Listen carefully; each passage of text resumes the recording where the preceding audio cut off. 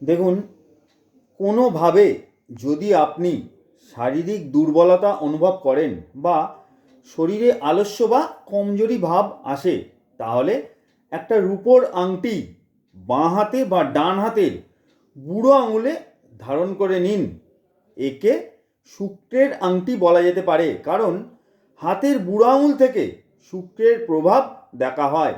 মানুষের মধ্যে কমজোরি আসলে মুঠো করার শক্তিও কিন্তু কমতে থাকে, যা থেকে বোঝা যায় শুক্রের দুর্বলতার ফলে আপনার মধ্যে আলস্য, কমজোরি, কাজের প্রতি অনীহা, শারীরিক দুর্বলতা এগুলি কিন্তু প্রকাশ পাচ্ছে।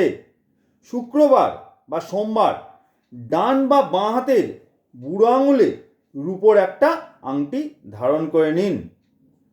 শুক্রের দুর্বলতা ধীরে ধীরে কমতে থাকবে, আপনার শারীরিক দুর্বলতা বা শারীরিক আলস্য যে ভাবটা তাও চলে যাবে।